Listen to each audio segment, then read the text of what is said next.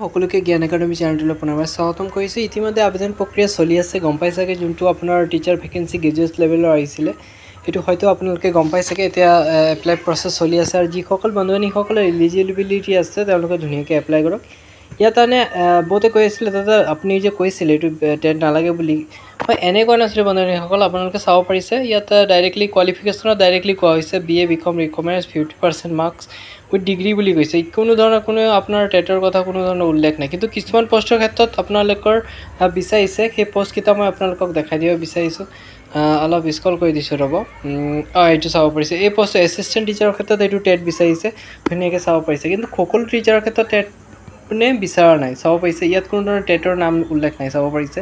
সেইকাৰণে মই কৈছিলোঁ বন্ধুসকল, ঠিক আছে আপোনালোকে ধুনীয়াকৈ এপ্লাই কৰি লওক। আৰু এপ্লাই কেনেধৰণৰ কৰিব মই অলমষ্ট আগৰ ভিডিঅ'টো দি ৰাখিছোঁ।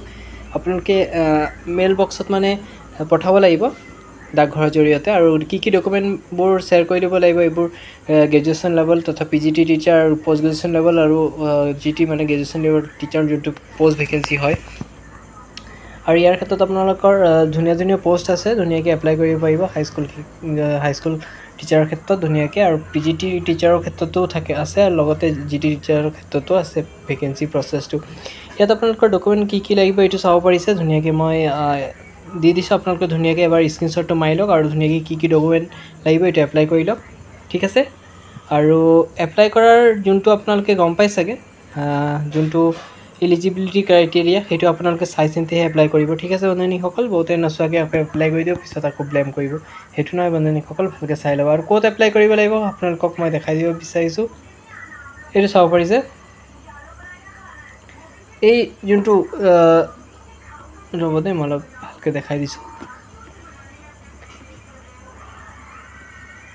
য়েছ, এই যোনটো এড্ৰেছ চাই আছে এই এড্ৰেছ মতে ইমেইল কৰিব লাগিব। ইমানে ইমেইল কৰিব নালাগে, আপোনাৰ পোষ্ট অফিচৰ জৰিয়তে পঠাব লাগিব। আৰু যদি ইয়াৰ সম্পৰ্কে আপোনালোকে যদি ভালকৈ বুজি নাপায়, এটা কাম কৰিব, ইউটিউবত যাব। ইউটিউবত নালাগে, ইউটিউবত যদি বিচাৰে চাব পাৰিব। লগতে আপোনালোকৰ বিভিন্ন গুগলত যাব পাৰে, গুগলত গৈ পেলাই আপোনালোকে ধুনীয়াকৈ চাৰ্চ কৰিব পাৰিব।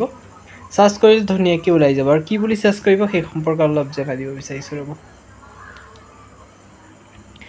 ওপৰত গুগলত গৈ পেলাই আপোনালোকে office of inspector of school Dima Hasao district circle Haflong teacher vacancy বুলি মাৰিব, ধুনীয়াকৈ আপোনালোকে লিংকটোত পাই যাব। আৰু সেই লিংকত সম্পূৰ্ণ ডিটেইলছ আছে, কেনেধৰণৰ আবেদন কৰিব, কি পষ্ট লাগিব, মানে কোৱালিফিকেশ্যন। মইতো কোৱালিফিকেশ্যন অলমষ্ট আপোনালোকক দেখাই দিছোঁ, তথাপি চাই ল'ব পাৰিব।